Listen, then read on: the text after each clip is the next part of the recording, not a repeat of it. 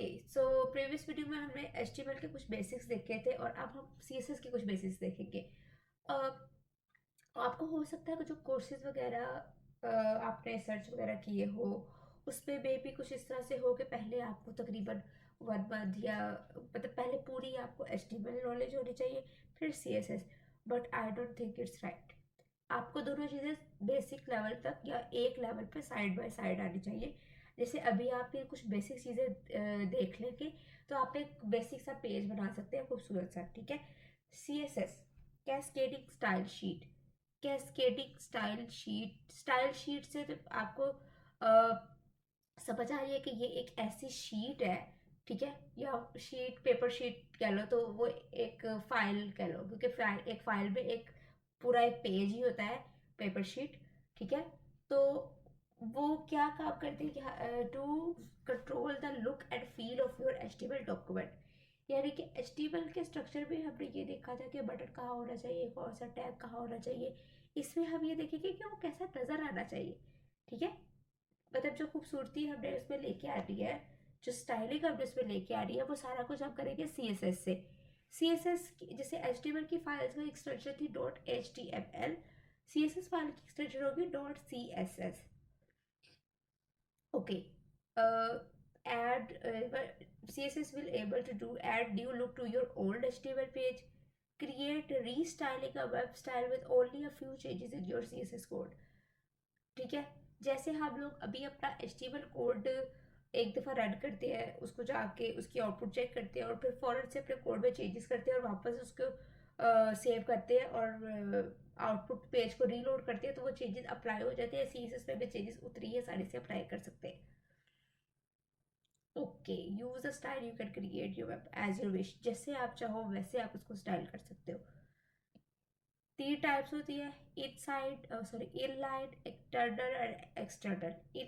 Inline का मतलब होता है कि आपने पूरे पेज के साथ या मुख्तलिफ चीज़ों के साथ कुछ नहीं करना, या एक ही स्टाइल आपने सिर्फ एक पर्टिकुलर टैग के अंदर जो लिखा होगा ना। अभी जो आप लिखते हो ना H1 में कलर वगैरह ये चीज़ें, वो उसको स्टाइल नहीं बोलेगी, वो सिर्फ उसके एट्रीब्यूट्स है, ठीक है। अब अभी आप H1 का कलर जाके लिखोगे, वो कलर अप्लाई उस तरह से नहीं होगा, because that's not an attribute of H1 like this.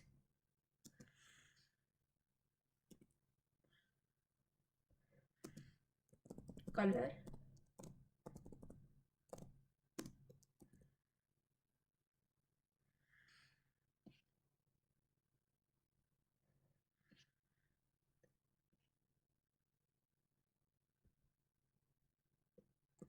अभी कलर अप्लाई नहीं हुआ because colour is not an attribute of the H1 tag.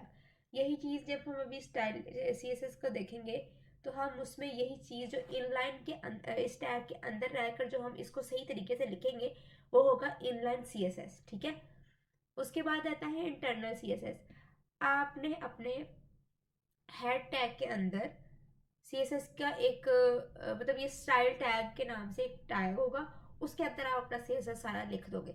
लेकिन उससे क्या होगा कि जब आप प्रॉपर एक पेज बना रहे होगे उसमें बहुत सारा CSS होगा, तो वो फिर जब आप जैसे पेज लोड जैसे आप अपना जो इनपुट फाइल है वो आप खोलोगे, उसमें आपको सारा CSS नजर आएगा और आपकी मेन HTML फाइल बहुत नीचे चली जाएगी। And that's not the professional way.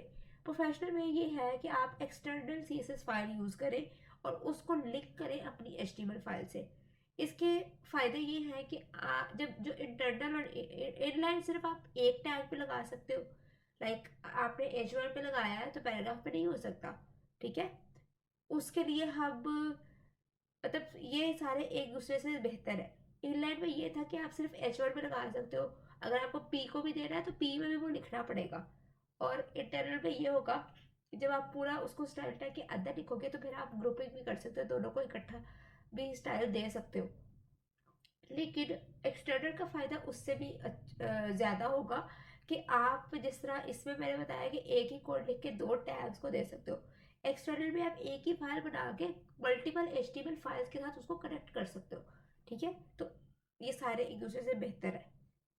हम लोग बारी बारी इन तीनों को देखेंगे उसके बाद इसका बेसिक जो सिंटैक्स होता है वो होता है selector, the property and the value, और इसके बाद सेमीकोलन भी आएगा। ओके, सिलेक्टर है जैसे H1 हो गया, P हो गया, and property is the style you want to apply, like colour, the size, the anything that you want to apply is the property, and value जो उस प्रॉपर्टी की आपने वैल्यू देनी है, लाइक कलर रेड हो जाए, साइज 10 हो जाए, इस तरह से जो आपने वैल्यूज देनी है वो है आपका वैल्यू। ओके, पहले हम क्या करेंगे, अपनी जो पुराना कोई हमने पेज एक बनाया हुआ है उसके ऊपर अप्लाई करेंगे, जो भी हमने पिछली वीडियो में यूज़ किया था हम उसी पेज को यूज़ कर लेंगे, ठीक है। और उसके बाद हम एक अलग जो होगी अलग शीट के पर बना के एक्सटर्नल जो है वो हम उसको वहाँ से देखेंगे। यहाँ पे आपके पास एक सवाल आ रहा होगा कि ये कैस्केडिंग वर्ड क्या है, तो ये देखिए गूगल कह रहा है the algorithm that the browser uses to resolve conflicts when a multiple style rules applied on the same HTML element. For example, यहाँ पे आपने इनलाइन भी लिख दिया, इंटरनल भी लिख दिया, एक्सटर्नल भी लिख दिया। जो इनलाइन और एक्सटर्नल है उनका आपस में देखेंगे कि वो एक दूसरे के ऊपर नीचे किस तरह से है। जो नीचे होगा वो ऊपर वाले को ओवरराइड कर देगा, ठीक है। लाइक सबसे ऊपर अगर आपने अपनी फाइल अटैच की है, फिर आपने अपना इंटरनल कोड लिखा है, तो इंटरनल कोड आपकी एक्सटर्नल फाइल में दी हुई स्टाइल्स को ओवरराइड कर देगा।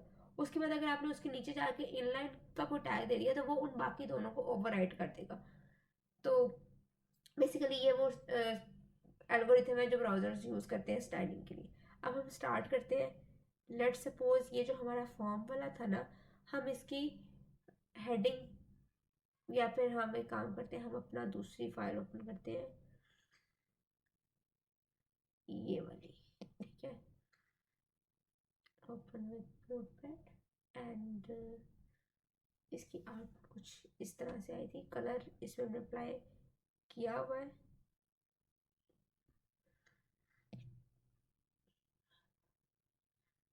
यहाँ पे हम, अच्छा बॉडी का अपना जो था ना, बॉडी में जो हमने ये कलर लगाया था बॉडी का एट्रीब्यूट है, लेकिन H1 का एट्रीब्यूट नहीं है। बॉडी को तो ये आप दे सकते हो, ठीक है, और ये अप्लाई भी हो गया था। H1 को नहीं दे सकते थे क्योंकि H1 का एट्रीब्यूट नहीं है। अब हम यहाँ पे क्या करेंगे, सबसे पहले इस H1 को हम ऐसा करते हैं, इसको कुछ ग्रीन करते हैं कलर को, या पिंक के ऊपर हम अब रेड कर देते हैं इस HTML को, ठीक है। हमारे पास इस HTML के अंदर आप लिखेंगे, यहाँ पे आप लिखेंगे स्टाइल, ठीक है। स्टाइल के बाद आपने यहाँ पे लिखना है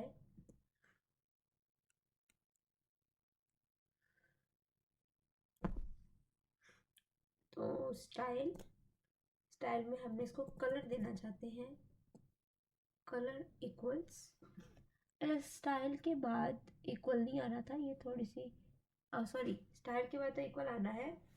आपने अभी अब हमने यहाँ पे देखा, यहाँ पे कॉलन है, प्रॉपर्टी के बाद कॉलन है, तो प्रॉपर्टी के बाद हम लिख लेंगे कॉलन। देखा, एट्रीब्यूट्स के बाद इक्वल टू का साइन आता है, और ये जो प्रॉपर्टीज है इसके अंदर उसके बाद कॉलन आता है, ठीक है। तो अब हम इसको चेक कर लेते हैं। ये देखें, अब हमारा हेडिंग फाइनली रेड हो गई है, जो हम उसको पहले करना चाह रहे थे, बट H1 का कोई एट्रीब्यूट नहीं है कलर का, तो हमने उसको इनलाइन स्टाइल की मदद से रेड कर दिया। अब मैं आपको जो अभी मैंने यहाँ पे हायरार्की बताई है कि ओवरराइड हो जाती है चीज़ें, ठीक है। अभी के लिए अगर आपको इस पूरे पैराग्राफ को भी अगर रेड करना है तो आपको इस पैराग्राफ के भी अंदर जाके अलग से ये लिखना पड़ेगा। ये स्टाइल यहाँ से कॉपी करें, ठीक है। अभी आपको पूरे पेज में जितनी जगह पे ये चाहिए उतनी जगह पे आपको ये लिखना पड़ेगा, तो ये बहुत ज़्यादा काम हो जाएगा।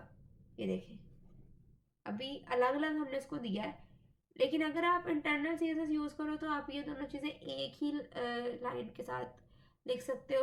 लेट सपोज मैं यहाँ से इसको रिमूव कर रही हूँ, ठीक है, और यहाँ से भी इसको रिमूव कर रही हूँ। ओके, अब हम देखने वाले हैं इंटरनल। इंटरनल ये जहाँ आपने टाइटल लिखा हुआ है ना हेड के अंदर, यहीं पे आप एक डालोगे स्टाइल टैग, ठीक है, style tag.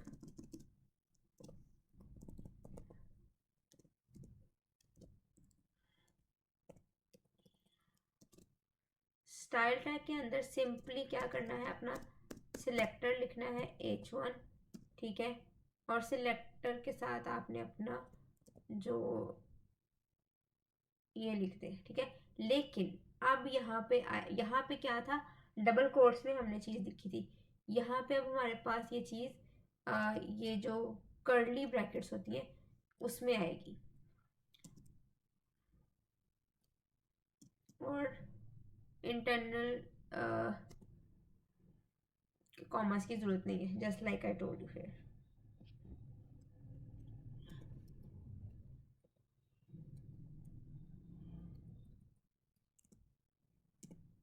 And that's style की भी जरूरत नहीं है, जस्ट इतना सा।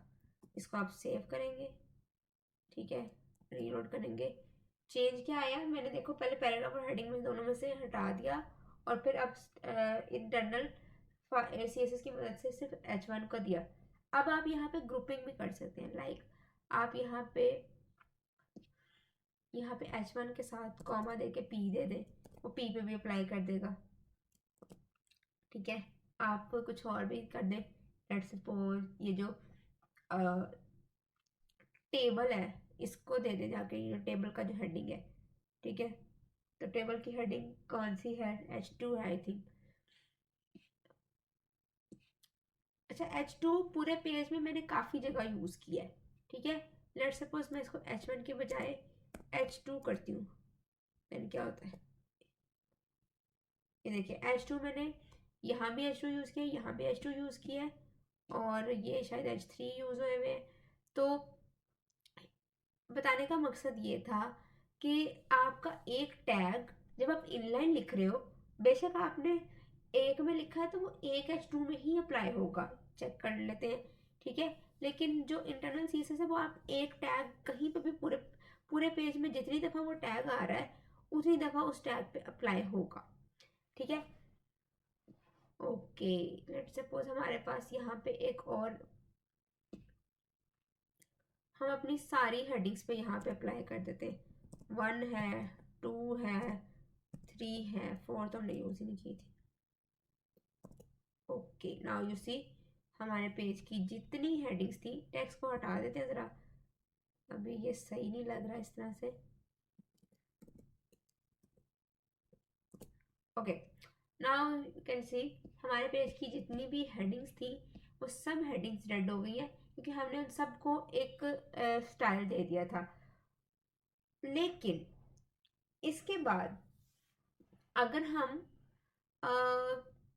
इसके बाद अगर हम लेट्स सपोज ये जो डेफिनेशन लिस्ट है इसको जाके कोई अलग स्टाइल दे देते हैं, ठीक है। मतलब हमने ऊपर इस H3 के लिए ऊपर एक स्टाइल दिया था, और ये भी H3 है, दोनों H3 है, ये भी तीनों, बल्कि काफ़ी सारे H3 है इसके अंदर। ऊपर हमने सबको H1 H2 H3 सबको एक स्टाइल दिया हुआ है, वो है ग्रुपिंग, ग्रुप स्टाइलिंग उसको बोलते हैं, ग्रुप स्टाइलिंग। अब अगर मैं इन तीनों में से किसी एक H1 का इंडिविजुअल स्टाइल चेंज करती हूँ तो उससे होगा क्या, चलो देखते हैं। उससे होगा कुछ यूं, मैंने इसमें कलर दे दिया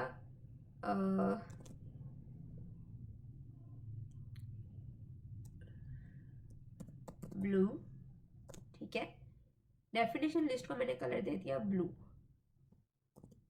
अब देखो हमने ऊपर इंटरनल CSS ऊपर थी उसमें हमने रेड कहा है, लेकिन इनलाइन में जाके हमने ब्लू कह दिया, ये अप्लाई क्यों नहीं हुआ,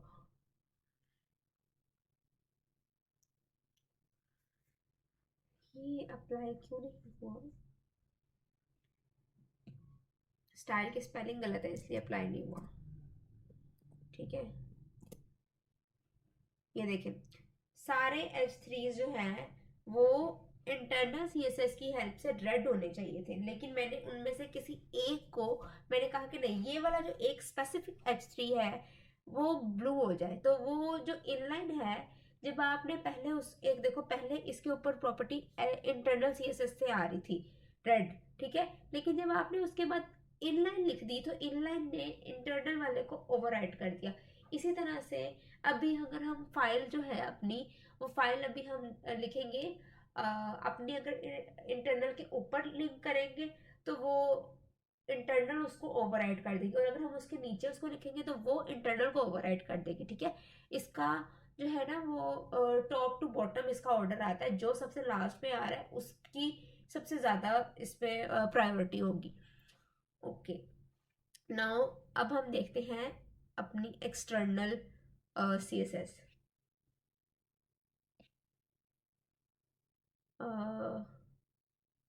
किधर गया, इसको हटा देते हैं, ठीक है, और इसको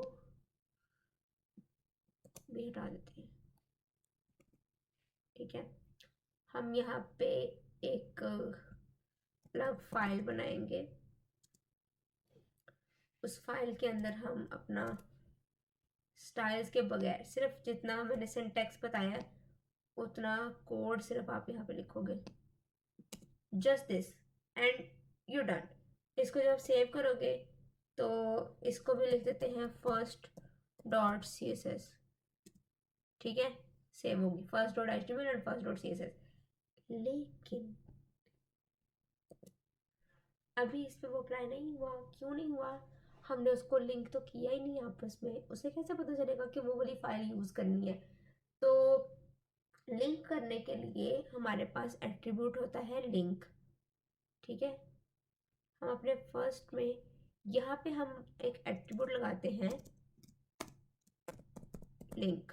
लिंक के अंदर आपको, लिंक एक टैग है, लिंक टैग के अंदर आपको एक एट्रीब्यूट देना पड़ता है रिलेटेड या रियल करके ना, कि वो क्या है, लाइक जो फाइल आप रिलेट करने वाले हो वो किस तरह की फाइल है। तो हम जो रिलेट करने वाले हैं वो है एक स्टाइल शीट, तो हम लिखेंगे स्टाइल शीट, ठीक है। और उसके बाद आपको उस स्टाइल शीट का लिंक देना पड़ता है। तो जैसे हमने एंकर टैग में, ये यहाँ पे एंकर टैग में href यूज़ किया था, इसके अंदर भी href यूज़ होगा, और उसमें हम अपनी फाइल का नाम डालेंगे। हमारी फाइल का नेम है first dot CSS, complete name, okay. उसके बाद हमने यहाँ पे हमें उस फाइल की टाइप भी बतानी पड़ेगी, जिस तरह हम अपनी सारी फाइल्स की टाइप बताते हैं।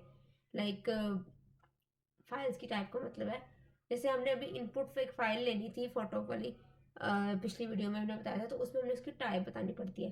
तो ये टाइप हम टेक्स्ट फॉर्म में है, और ये है स्टाइल, ठीक है। इतना लिख देंगे, और इसको हम कुछ इस तरह से लिखेंगे, ठीक है।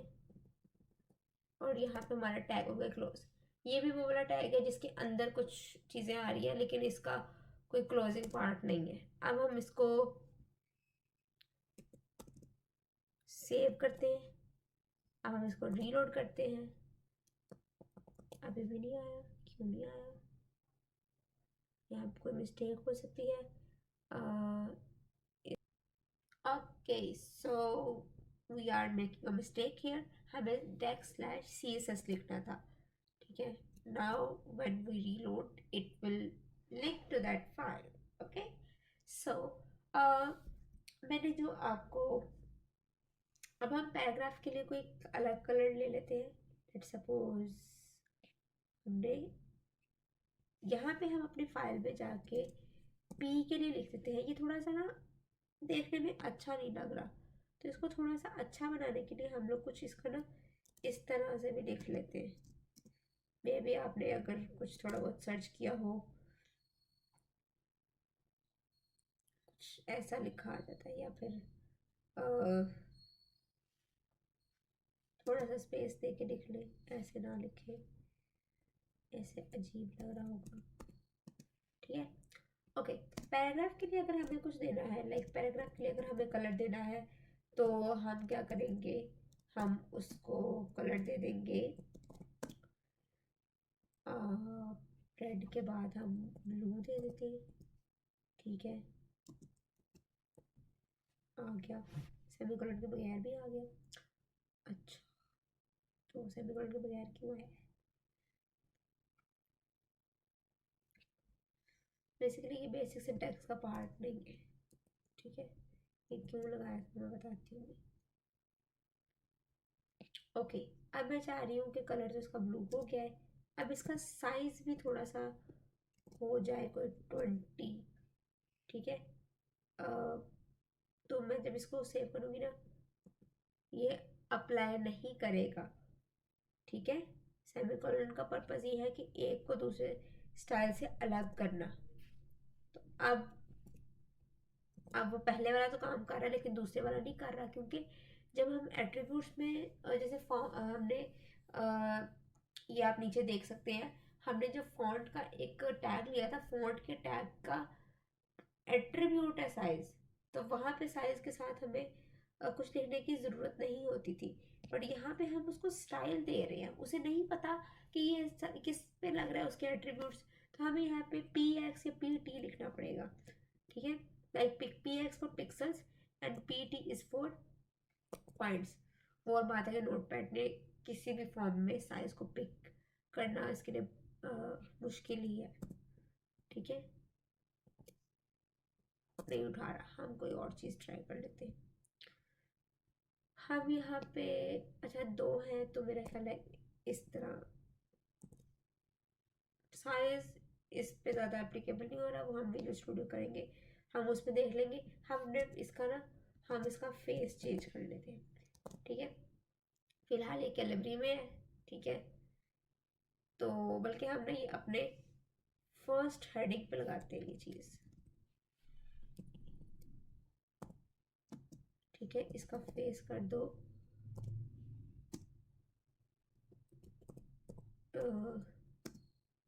क्या था ये, कैलिबरी। ठीक है, इसका फेस हम कर देते हैं कैलिबरी, और इसके बाद भी सेमीकोलन सेव करेंगे, और यहाँ पे ये अटैच्ड है। ठीक है, इसकी अब हम इसकी जब आउटपुट देखेंगे तो हमारा कुछ चेंज हुआ है क्या? चेंज नहीं हुआ, चेंज क्यों नहीं हुआ?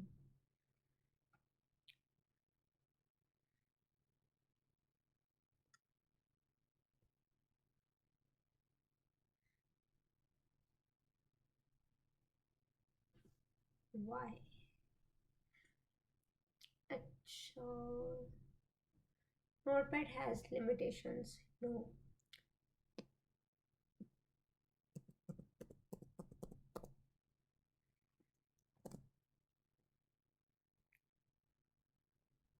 ओके, सो ये तो अप्लाई हो गया। अब हम इसमें और चीज़ अप्लाई करते हैं, लाइक हम इस हेडिंग को भी ना एक बैकग्राउंड कलर देते हैं, लाइक रेड है तो ये हम अपनी बॉडी का पिंक कलर अगर हटा दें तो हम स्पेसिफिकली सिर्फ हेडिंग्स को पिंक कलर दे देते हैं। ठीक है, ये यहाँ से मैं हटा रही हूँ। हम क्या करते हैं, हम स्पेसिफिकली अपनी हेडिंग्स को पिंक कलर दे देते हैं। ठीक है, हमने अपने पेज को सेव नहीं किया। ठीक है, इसको सेव कर लिया, अभी वो काम नहीं किया क्योंकि हमने उसके आगे सेमीकोलन नहीं लगाया था। अभी भी काम नहीं किया, बट व्हाई?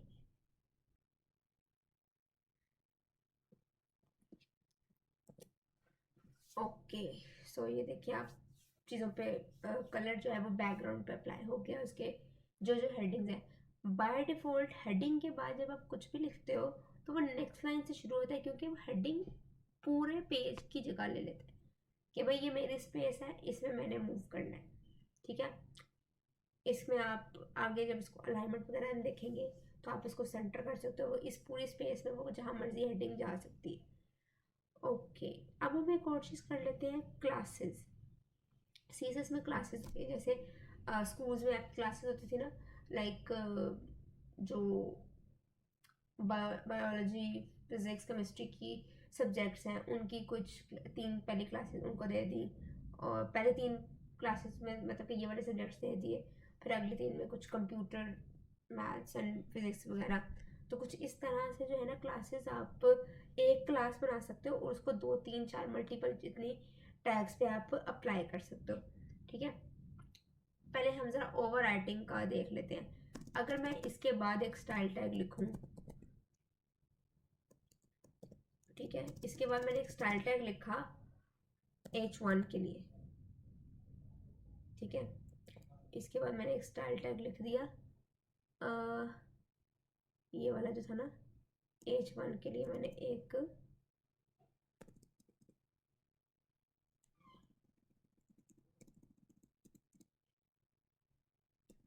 रेड, तो वो ऑलरेडी है, मैं उसको ब्लू कर देती हूँ।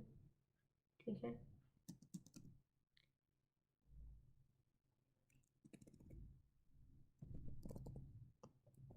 अब आप देखें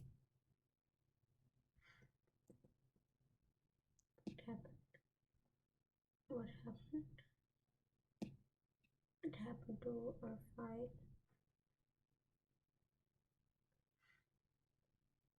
हमने स्टाइल का क्लोजिंग टैग ही नहीं लगाया, तो उसे पता ही नहीं, उस देखो वो हेड में इस तरह की गलती हो तो आपका पूरा पेज गायब हो जाता है।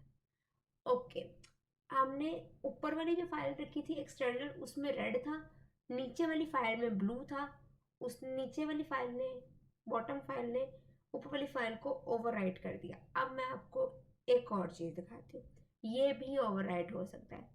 ये भी ओवरराइट होगा अगर मैं इसके अंदर भी स्टाइल लगा दूँ। ठीक है, इसके अंदर मैं स्टाइल लगा दूँ,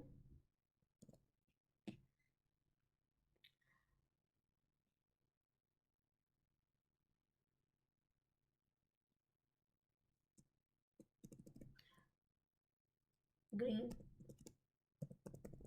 अब ये इसको भी ओवरराइट कर देगा। ठीक है, लेट्स देखें, सबसे टॉप पे एक्सटर्नल थी, फिर इंटरनल थी, फिर इनलाइन था।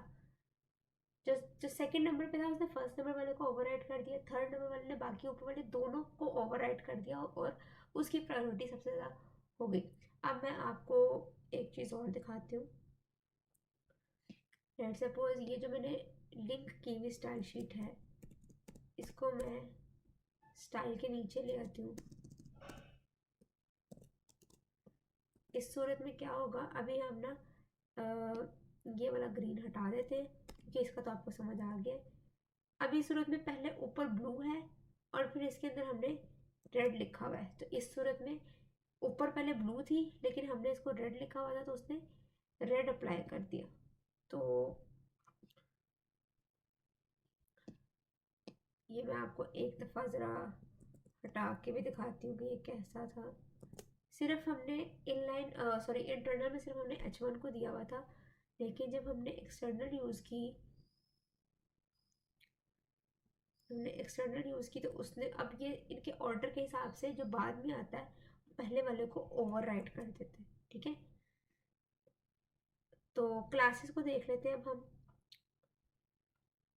लेट्स सपोज हम हम इसमें कुछ क्लासेस हम अपनी इस एक्सटर्नल फाइल के साथ ही खेलते हैं। ठीक है, क्योंकि this is the most professional way, but आपको तीनों तरह से काम करना आना चाहिए। ठीक है, लिखते वक्त ये ख्याल करें कि जहाँ पर स्टार्ट हो रहा है उसके बिल्कुल नीचे वो क्लोज हो रहा हो, और अगर एक लाइन वाले हैं तो वो इस तरह से आ जाए। ओके, अब हम अपनी जो CSS फाइल है हम उसके अंदर कुछ बनाएंगे क्लासेस। जब आपको सिलेक्टर लिखते हो तो आपको उससे पहले कुछ भी लिखने की ज़रूरत नहीं होती, क्लासेस से पहले एक फुल स्टॉप लगाने की ज़रूरत होती है। हम एक क्लास बना लेते हैं फ्रूट के नाम से, क्योंकि हमने इसमें फ्रूट्स यूज़ किए, सॉरी फ्रूट्स नहीं यूज़ किए हमने इसमें, हम क्लास बना लेते हैं लिस्ट के नाम से। ठीक है,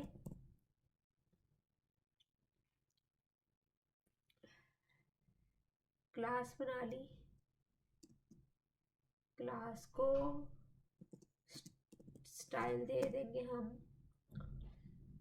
क्लास का जो कलर है वो हो जाए, अब हम कौन सा कलर ट्राई करें, येलो तो नज़र नहीं आएगा, पर्पल लिखते हैं, पर्पल आता है, because I told you some basic colours will. अच्छा जी, मैंने ये कर दिया, कुछ हुआ नहीं। अगर आपने पहले CSS C++ पढ़ी हो, उसमें हम बनाते थे फंक्शंस इसी तरह से, बिल्कुल हेड टैग में या नीचे बाद में फंक्शंस बनाते थे, लेकिन वो तब तक यूज़ नहीं कर सकते जब तक हम फंक्शंस को कॉल नहीं करते थे। इसी तरह से यहाँ पे हमें अपनी क्लास को अपनी HTML फाइल में कॉल करना पड़ेगा। पहली बात तो यह है कि क्लास जिस फाइल में है वो फाइल लिखो, दूसरी बात को कॉल करना पड़ेगा। तो जी जो तीनों लिस्ट वाले हैं ना, मैं क्या करती हूँ कि ये जो लिस्ट इसके अंदर मैं इसको क्लास दे देती हूँ। क्लास का हमारा एग्जैक्ट जो नेम था हम वो लिखेंगे लिस्ट, ठीक है, सेव करें। अभी मैंने सिर्फ इस पहली वाली को दी है, पहली वाली पे वो कलर अप्लाई हो जाएगा। क्लास बनाने का फ़ायदा देखो, अगर मैं इनलाइन करूँ तो मुझे इसको अलग देना पड़ता, इसको अलग देना पड़ता और इसको अलग देना पड़ता। और अगर मैं अगर मैं ये क्लास में इंटरनल में भी लिख सकती हूँ, बिल्कुल सेम ऐसे जैसे हम एक्सटर्नल में लिख रहे हैं। बट अभी क्या होगा, अभी मैं इन दोनों पे भी सिर्फ जाके ये क्लास ऐड कर दूंगी और ये उस पर भी अप्लाई हो जाएगा। बस इसमें ये है कि आपकी स्पेलिंग मिस्टेक्स या ये है कि आपने फाइल सेव नहीं की या छोटी छोटी चीज़ें जिसकी वजह से आपका। अब यहाँ पे हम किस पे अप्लाई करवाएं, यहाँ पे तो वो और तरह की थी, तो लेट्स सी। अगर मैं इसके देखो ऊपर मैंने UL और OL के टैग्स में क्लास लगाई है, लेकिन डेफिनेशन लिस्ट में तो ये था ही नहीं, उसमें तो दोनों अलग अलग लिखने थे। अब मैं आपको ये दिखाने वाली हूँ कि मैं इसको H1 में भी लगा सकती हूँ, मैं इसको P में भी लगा सकती हूँ, मैं इसको कहीं पर भी लगा सकती हूँ, ठीक है। बेशक मैंने उसका नाम लिस्ट रखा है, इसका हर किसी मतलब नहीं है कि मैं इसको सिर्फ लिस्ट में लगाऊंगी। तो मैं इसको सेव करती हूँ और आपको रिजल्ट्स दिखाती हूँ, ठीक है। लेकिन उसने हेडिंग को कर दिया, उसने उसके कंटेंट को नहीं किया, ठीक है। तो ये प्रॉब्लम आई है। बट बेसिकली बताने की बात ये थी कि लिस्ट नाम रखा है, तो इसका मतलब हरगिज़ नहीं है कि ये सिर्फ लिस्ट पे अप्लाई होगी। आप नाम अपने नाम पे रख लें, कुछ भी रख लें, आप यहाँ पे एक्सपेरिमेंट्स करें खुद से। तो जो भी आप नाम रखने जाएंगे वो आपकी मर्जी है, नाम का उसके स्पेसिफिकली उस चीज़ से कोई लिंक नहीं है, वो आप अपनी मर्जी से उसका कुछ भी कर सकते हैं। मैंने आपको यहाँ पे ये करके दिखाया कि ये हेडिंग पे भी अप्लाई हो सकता है, ठीक है। उसके बाद टेबल पे चेक करें, वैसे टेबल पे इस तरह से आई डोंट नो कि होगी कि नहीं, बट लेट्स सी होती है कि नहीं। हो गया। टेबल के बॉर्डर पे इफेक्ट नहीं हुआ, टेबल के सिर्फ टेक्स्ट पे इफेक्ट हुआ, क्योंकि ये टेक्स्ट की प्रॉपर्टी है, इसलिए सिर्फ टेक्स्ट पे अप्लाई हो गया, ठीक है। बाकी आपको चीज़ें हम एडवांस लेवल में करेंगे। एक और चीज़ होती है आईडी, जिस तरह आपका रोल नंबर होता है। क्लास तो ये होती है ना कि पूरी क्लास है, उस पूरी क्लास को एक सेम सब्जेक्ट्स पढ़ रहे हैं, तो मतलब कि इसका मतलब ये होगा कि एक क्लास जो है वो लेट्स सपोज 50 स्टूडेंट्स है, तो एक क्लास 50 स्टूडेंट्स को दे दी गई है, 50 स्टूडेंट्स एक क्लास में पढ़ते हैं। लेकिन आईडी जो है वो स्पेसिफिकली किसी एक स्टूडेंट का है, लाइक रोल नंबर। तो वो हम अपने नेक्स्ट वीडियो में देखेंगे, क्योंकि अभी आप थोड़ा सा इन चीज़ों की प्रैक्टिस करें।